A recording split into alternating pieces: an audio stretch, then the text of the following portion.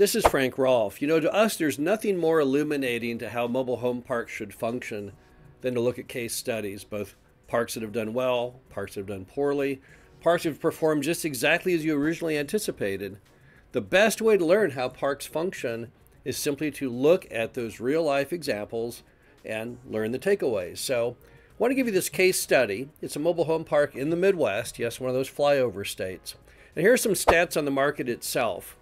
Metro population, 967,000 people, so it's very, very large population. Single-family home price, $252,100, so again, a high single-family home price for most markets. Three-bedroom apartment rent, $1,530 a month, and the two-bedroom apartment rent, $1,140 a month. And what that means is the housing is relatively high for most Midwestern markets. So we know this is a good market as far as its statistics. Now, some facts about this park. It has around 80 lots. It's on city water and city sewer. It has paved streets, and the gas and electric is direct billed. So we've avoided many of the roadblocks that often frighten buyers, such as private water, private sewer, master meter gas and electric. This park has none of those issues. This park is a very, very clean and simple park. We bought this park in 2017 for around $4.1 million. And when we bought it, it was already 100% occupied with a lot rent of $400 per month and the park paying all water, sewer, and trash. So what was the turnaround plan?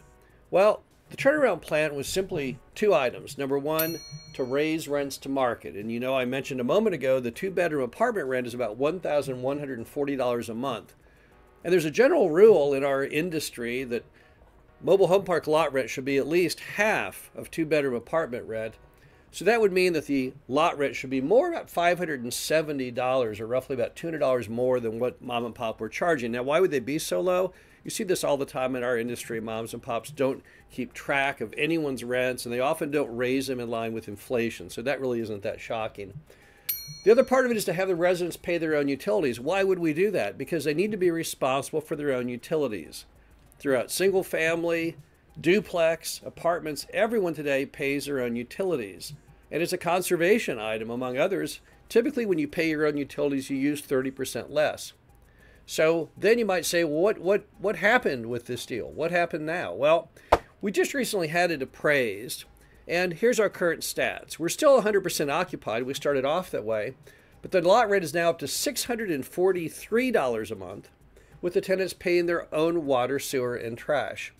And as a result, it appraised at around $7.2 million, which means in only 7 years, we created about $3 million in profit. Now, what are the lessons learned? Well, number one, mobile home park lot rents are ridiculously low. It can be raised substantially and still be the lowest thing in the market. We're the Dollar Tree of housing. So as Dollar Tree recently went from $1 to $1.25, our rents can still go up and we're still a great bargain. Also, residents need to pay their own utilities because clearly it's the only way you can be accountable for what you use. And not all turnarounds are based on increasing occupancy, and to us, that's great.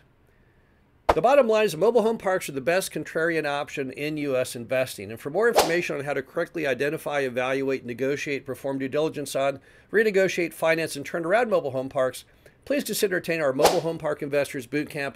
This is Frank Rolfe with MHU.com. Hope you found this case study informative and talk to you again soon.